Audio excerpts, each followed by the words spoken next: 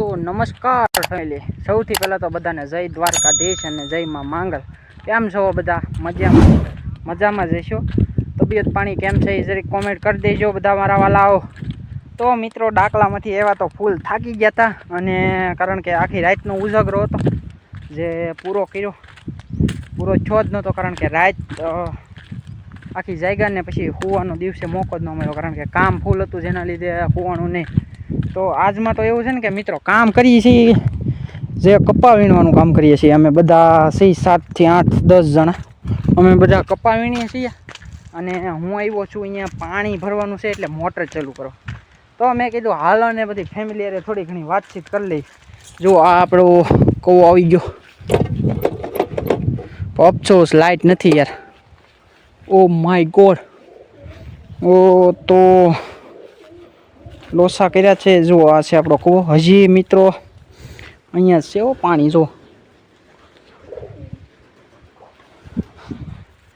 તો આવું હાલે છે મિત્રો અમારે, અને થોડા ઘણા તમે પણ સપોર્ટ આપતા રહેજો અને સાથ સહકાર આપજો. બાકી તો આગળ મળીએ ત્યાં સુધી તમે બની રહો. અને ગઈકાલના વિડીયોમાં તમે સારો સપોર્ટ આપ્યો છે, એક જ નાઇટમાં ફૂલ સપોર્ટ. અને એ વિડીયો ન જોયો હોય તો ડાક ડમરૂનો નિલેશભાઈ વાળો તમે જોઈ આવજો. લિંક તો યુટ્યુબ ચેનલની અંદર છે જ તે, અને સબસ્ક્રાઈબ કરતા આવજો ન કરેલું હોય તો મળીએ આગળ, ત્યાં સુધી તમે બની રહ્યો. તો મિત્રો, થોડુંક કામ હતું જેના કારણે હું તળાજા જતો તો રસ્તામાં હારી દુર્ઘટના થઈ ગઈ કે ગાડીની ટ્યુબ ફાટી ગઈ, જેના કારણે જો વ્હીલ ખોલવું પડ્યું અને નવી ટ્યુબ એડ કરવી પડી. તો વચ્ચે જ આપણે રહેવું પડ્યું. જો આપણી ગાડી ખોલેલી છે. પછી તો મિત્રો તળાજાથી આવ્યો તો મધ લેવા જ જતો સ્પેશિયલ. મધ લઈને આવ્યો એટલે મધનું જે ભેંસ છે ને એનો દેશી ઉપચાર કરવાનો હતો. એનો પગ જે છે ને એની અંદર કંઈક નોમળ જેવું થઈ ગયું હતું, મડ આવી ગયો હતો, કારણ કે બીજી ભેં જે શિંગડાની અંદર ભરાયો હતો ને એના કારણે. તો ભાઈ છે એ દેશી ઉપચાર કરે છે અને એનો છે ઈલાજ કરે છે, જેના કારણે એ ભાઈનું એવું કેવું છે કે મધને ચૂનો આવે ને જે એ લગાવવાથી ભેંનો પગ છે એ વ્યવસ્થિત રીતે કમ્પ્લીટ સારો થઈ જશે. તો જો ભાઈ આવી રીતના કંઈક લગાડે છે, અને ભાઈ સ્પેશિયલ સેવાનું જ કામ કરે છે. સારા માણસ છે અને નજીકના ગામમાં છે, જે પોતે હાથે આવ્યા છે, કાંઈ એક પણ રૂપિયાનો ખર્ચો લેતા નથી, અને જે માલઢોરની છે એ સેવા કરે છે. તો ભાઈ માટે તો મિત્રો, બીજા દિવસની શુભ સવારનો ખૂબસૂરત નજારો છે. હજી તો હું ઉઠ્યો જ છું, અને ઉઠ્યો એટલે 6 વાગ્યાનો ઉઠ્યો છું.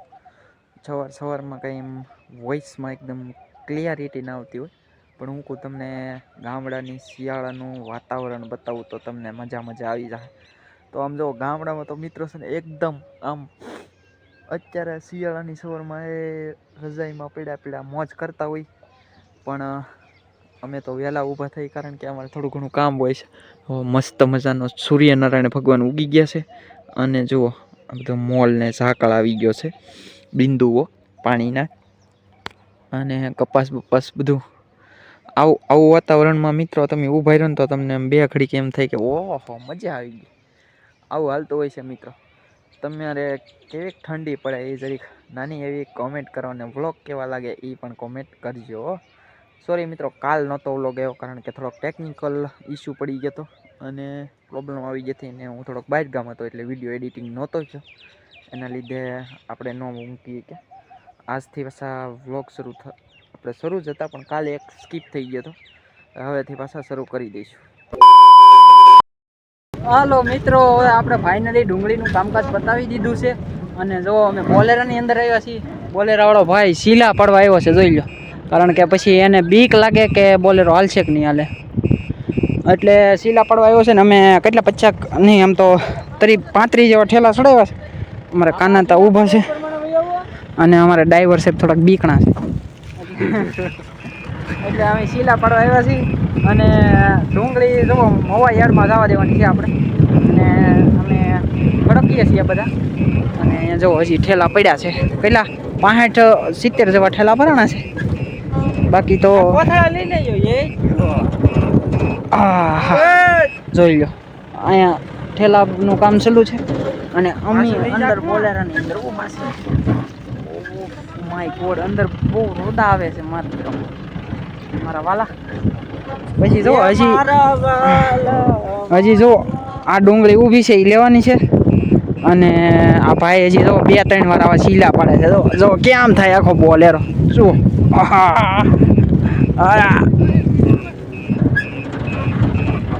કાંઈ મેળ નથી રહેતો.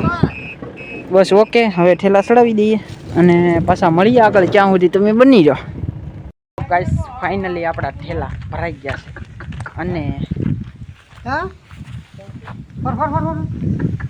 જો ગાડી કમ્પ્લીટ થઈ ગઈ છે.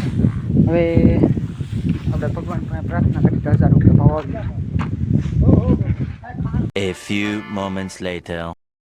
હાલો ગાઈસ, તો હવે અંધારાનો ટાઈમ થઈ ગયો છે અને આપણે કમ્પ્લીટ ડુંગળી છે એ ચડાવી દીધી છે ને મવો પહોંચી પણ ગઈ છે. અને કાલે વેચાવામાં વારો આવે કે ન આવે કંઈ ખબર નહીં. તો હવે હું મારા કાકાને ઘરે બેઠો હતો, હવે ઘરે જાઉં છું. તે એવી રીતે રેવા ખંડે સત્યનારાયણ ભગવાનનો 5મો અને છેલ્લો અધ્યાય પૂરો. એવી જ રીતે આપણો પણ વ્લોગ અહીંયા પૂરો કરીએ છીએ. તો બધાને કેવોક વિડીયો લાગ્યો એ જરીક લાઇક કોમેન્ટ, અને તમારે બધાને ખબર જ છે કે સબસ્ક્રાઈબ કરવાની બાકી હોય તો ઠેંગો મારી દેવાનો, એમાં કહેવું ન પડે. બાકી મળી આવતાકાલના વિડીયોની અંદર. ત્યાં સુધી તમે બની રહો ને જય દ્વારકાધીશ ને જય મા માંગલ. આવજો, બાય બાય.